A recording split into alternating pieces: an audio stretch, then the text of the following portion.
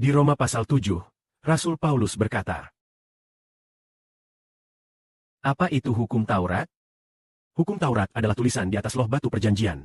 Apa fungsinya? Tulisan di atas loh batu perjanjian memberitahu kita bahwa kita adalah orang berdosa. Apakah tulisan di atas loh batu perjanjian bisa menyelamatkan kita dari dosa? Tidak bisa. Jika tulisan di atas loh batu perjanjian dapat menyelamatkan kita dari dosa, kita tidak perlu percaya kepada Yesus. Kita tidak perlu percaya kepada Tuhan. Kita cukup percaya pada loh batu perjanjian saja. Menghafal 10 perintah Allah saja sudah diselamatkan. Namun semakin banyak kita menghafal perintah-perintah itu, semakin sadar kita betapa banyak dosa yang kita miliki. Semakin kita menghafalnya, semakin jelas perintah-perintah itu menunjukkan betapa banyaknya dosa kita. Jadi hukum Musa memberitahu kita bahwa kita adalah orang berdosa. Tetapi hukum itu tidak dapat menebus manusia dari dosa. Kalau begitu, fungsi utama hukum Taurat adalah memberitahu umat manusia bahwa semua orang berdosa. Semua orang berdosa. Lalu apa yang harus dilakukan jika kita berdosa? Hukum Taurat tidak bisa menyelamatkan kita dari dosa. Ia selalu menunjukkan bahwa kita berdosa. Hukum Taurat berkata, kamu berdosa, dan kamu perlu penebusan dosa. Kamu berdosa, dan kamu perlu penebusan dosa. Namun dalam perjanjian lama, darah lembu dan domba hampir setiap tahun dipakai untuk menebus dosa. Bahkan para imam hampir setiap pagi melakukan korban penebusan dosa. Dan malam hari juga melakukan korban penebusan dosa. Setiap pagi dan sore mereka mempersembahkan korban kepada Allah. Tetapi mengapa manusia tetap terus berdosa? Apa penyebabnya? Ternyata darah lembu dan domba tidak bisa menebus dosa. Darah lembu jantan dan kambing jantan tidak dapat menebus dosa. Itu hanyalah bayangan dari sang penebus yang akan datang. Jadi dengan demikian, dapat dikatakan bahwa fungsi hukum Taurat adalah memberitahu bahwa akan datang seorang penebus yang lebih mulia untuk menebus kamu. Lembu jantan dan domba jantan menyerahkan nyawa mereka, namun tidak dapat menebus kamu. Lalu siapakah sang penebus itu? Alkitab bernubuat bahwa akan datang seorang yang disebut anak Allah, yaitu Kristus. Dia adalah sang penebus. Karena itulah, fungsi hukum Taurat adalah membimbing kita kepada Kristus. Hukum Taurat berkata, aku tidak berdaya. Aku hanya tahu bahwa kamu sakit dan berdosa. Tetapi aku tidak bisa menyelamatkan kamu dari dosa. Siapa yang sanggup menyelamatkan? Kelak akan datang seorang penebus, yaitu Yesus. Jadi dengan demikian, hukum Taurat tidak dapat menyelamatkan kita. Fungsinya adalah membawa kita kepada Kristus. Hukum Taurat mengajar manusia mengenai dosa.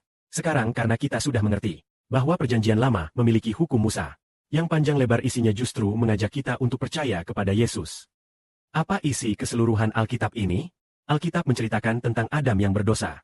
Lalu setelah itu diceritakan bahwa akan datang seseorang untuk menebus umat manusia. Kemudian dikisahkan bahwa setelah orang itu menebus umat manusia, Alkitab kemudian menyebutkan adanya seseorang yang bernama Israel. Orang bernama Israel ini ternyata adalah putra Tuhan Kristus. Hal ini sebelumnya disembunyikan.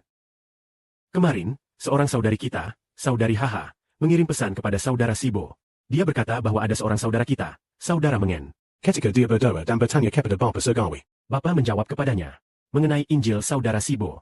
kelak saudara Mengen akan memahaminya. Lalu dia juga berkata, kepala Sibo adalah karunia dari Allah bagi kita. Dan dia mengulanginya 2 kali. Kepala Sibo adalah karunia dari Allah bagi kita. Bukankah Tuhan Yesus Kristus juga adalah karunia dari Allah bagi kita? Ya, Allah telah memberikan dia kepada kita, agar kita dilepaskan dari dosa, dan juga dilepaskan dari maut, yaitu melalui Yesus Kristus. Tak disangka-sangka, pada akhir zaman ini, ternyata anak Tuhan juga harus menebus umat manusia seperti nenek moyangnya. Artinya, orang-orang di akhir zaman. Lalu, Tuhan berada di surga. Lalu, saya pakai yang mewakili Tuhan untuk mengembalikan bangsa-bangsa dan suku-suku di seluruh dunia. Anak-anak pada akhir zaman ini. Ternyata dialah anak Tuhan. Alkitab telah lama meramalkannya. Engkaulah hambaku. Hai Israel. Melaluimu aku akan menyatakan kemuliaanku. Dalam kitab Nabi Yesaya terdapat banyak nubuatan mengenai saudara Sipid. Jadi pada awalnya, hukum Taurat adalah nubuatan yang menyatakan bahwa Kristus Tuhan akan lahir di Betlehem untuk menebus umat manusia. Kemudian, dalam kitab-kitab para nabi, dikatakan secara kiasan bahwa seorang utusan, anak Allah dan Tuhan, akan menggembalakan semua bangsa dan suku di dunia. Nabi Zaharia juga bernubuat. Ada sebuah batu yang dipahat sendiri oleh Allah. Sebuah batu. Batu ini akan mewakili Allah. Dan juga mewakili Kristus Tuhan untuk menggembalakan segala bangsa dan suku. Kalau begitu, manakah yang lebih besar? Hukum Taurat atau Kristus? Kristus lebih besar. Lalu, pertanyaannya kembali muncul. Manakah yang lebih besar? Hukum Musa atau saudara si PD? Saudara si PD. Ya, amin. Saudara si PD lebih besar. Saudara si PD lebih besar. Sebab setelah saudara si PD menyerahkan nyawanya, hukum Taurat tidak lagi dapat menghakimi. Tidak bisa lagi menyalahkan mereka yang percaya. Di dalam saudara si PD terdapat kuasa Allah yang besar dan pikiran Tuhan sendiri. Saudara Sipid lebih besar daripada hukum Taurat. Seperti firman Tuhan, tempat ibadah ini, yaitu diriku, lebih besar daripada bait suci. Biarkanlah kemuliaan diberikan kepada Bapa,